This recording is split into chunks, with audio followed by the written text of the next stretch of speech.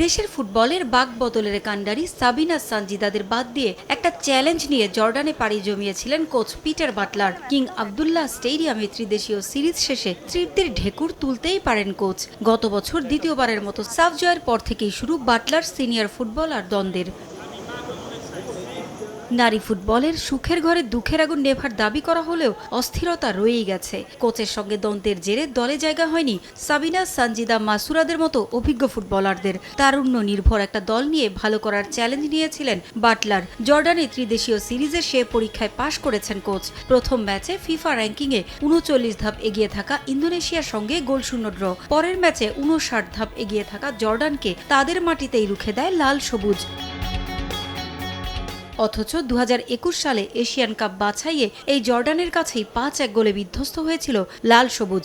আরব আমিরাতের দুঃসহ অভিজ্ঞতার পর জর্ডানের ত্রিদেশীয় এই সিরিজে নারী ফুটবলারদের পারফরমেন্সে উচ্ছ্বসিত কোচ পিটার বাটলার। বড় দলগুলোর বিপক্ষে আফিদা রিপাদের মানসিক দৃঢ়তায় গর্বিত কোচ। স্টে সেফের ডাবল লেয়ার প্রোটেকশনই পিরিয়ডের হেভি ফ্লোর দিনগুলোতে আমাকে রাখে নিরাপদে। Stay safe.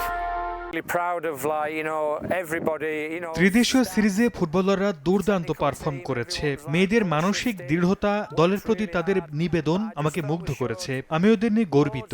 দলের কোচিং স্টাফরাও কঠোর পরিশ্রম করেছে। জর্ডানের বিপক্ষে আমরা দুর্দান্ত একটা বাংলাদেশ দলকে দেখেছি, যেটা এশিয়ান কাপের বাছাইয়ে আত্মবিশ্বাস যোগাবে। প্রতিকূল কন্ডিশনে ফুটবলারদের খেলার ধরনেরও প্রশংসা করেছেন বাটলার। ইন্দোনেশিয়া ও জর্ডানের বিপক্ষে প্রতিকূল কন্ডিশনে ওরা যেভাবে খেলেছে সেটা তো প্রশংসার দাবি রাখে। শেখার জন্য দারুণ একটা সপ্তাহ ছিল ওদের। যে কৌশলে আমরা খেলতে চেয়েছি সেটা আমরা পেয়েছি। ওরা কঠোর পরিশ্রমের ফল পেয়েছে। আগামী ২৯ জুন বাহরাইনের বিপক্ষে ম্যাচ দিয়ে শুরু হবে বাংলাদেশের এএফসি এশিয়ান কাপ বাছাই মিশন। গ্রুপে লাল সবুজের অন্য দুই প্রতিপক্ষ তুর্কমেনিস্তান ও মিয়ানমার। পারভিন আক্তার, সময় সংবাদ।